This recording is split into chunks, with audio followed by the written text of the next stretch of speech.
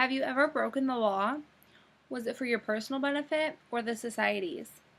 There are two types of criminals in this world: the ones who rebel with no purpose, and the ones who rebel with intention of a positive change within our society. Lots of our great leaders have broken the law too, in order to make a statement. Using civil disobedience is a morally correct way to create change. It is acceptable to create such change because it may be the only solution to create the necessary change. It's in our nature as humans to act accordingly with our morals, and disobedience doesn't necessarily mean violence. Sometimes there is only so much one can do in order to find a solution to a problem. Civil disobedience may be the only solution needed to change a society. Malcolm X was a person who focused on extremism. He was known for his bold defying of laws. For example, he was head of the Black Panther Party. The party was multiple people rebelling against the government in order to make a statement. Malcolm X's thought behind his violent ways was basically that African Americans have tried everything to regain their justice. The only strategy left was violence. Martin Luther King Jr. was the opposite. He agreed with Malcolm that we must do all we can in order to get justice back, but he did so in a peaceful manner. Paragraph 9 of his famous speech, "I Have a Dream," states, "I am not unmindful that some of you have come here out of great trials and tribulations. Some of you have come fresh from narrow jail cells. Some of you have come from areas where your quest for freedom left you battered by the storms of persecution and staggered by the winds of police brutality. You have been the veterans of a creative suffering. Continue to work with that faith that unearned suffering is redemptive." In conclusion of Martin Luther King, he states that we have tried everything as citizens, but this is what it has come down to in order to make this necessary change. Malcolm X says something along the lines of this as well.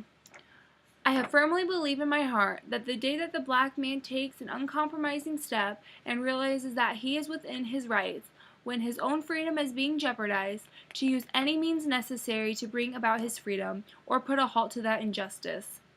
He thinks that as soon as Americans realize this is what we have to do, a change can be made by this quote." As humans, we are each given our own individual set of morals. It is in our nature to act accordingly. Martin Luther King talked a lot about conscience. Conscience goes hand in hand with morals. In paragraph 7, he basically said that we, as Americans, all know that the government is wrong, so why don't we do something? Nothing will be changed until the citizens take the first stand. Thoreau talks along the same lines as Dr. King, saying that it is in our nature to act accordingly to our morals. At the end of paragraph 3, Thoreau states, "Must the citizen ever a moment, or in the least degree, resign his conscience to legislation? Why has every man a conscience then?" He argues that we are given a conscience to act upon, not to ignore. The government should not be in charge of making every single decision for us. Malcolm X brings up an interesting perspective in paragraph 5 of his speech. He states that he is a black American, but his roots are still in Africa.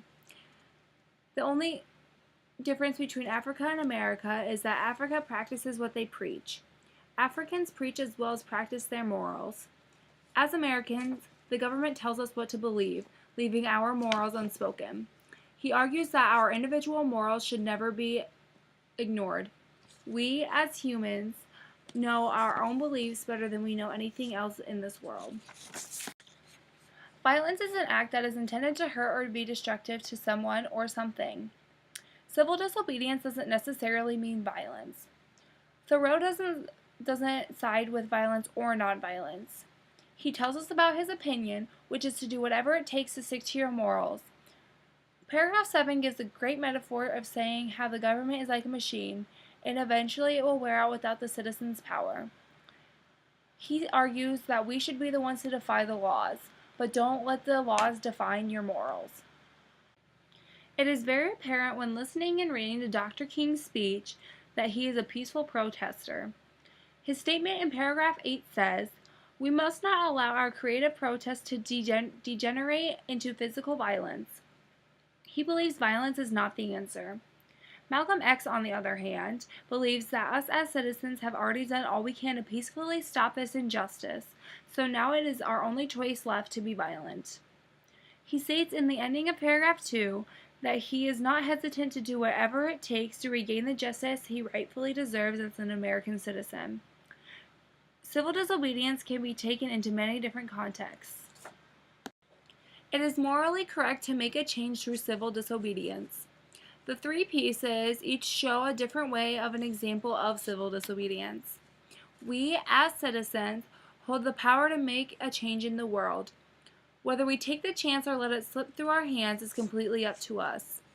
Let us take these three pieces of literature and do as we will with them, knowing that it is in our control as citizens to choose whether we act violently or peacefully, whether we obey our morals, or whether we defy the laws that the government has given us.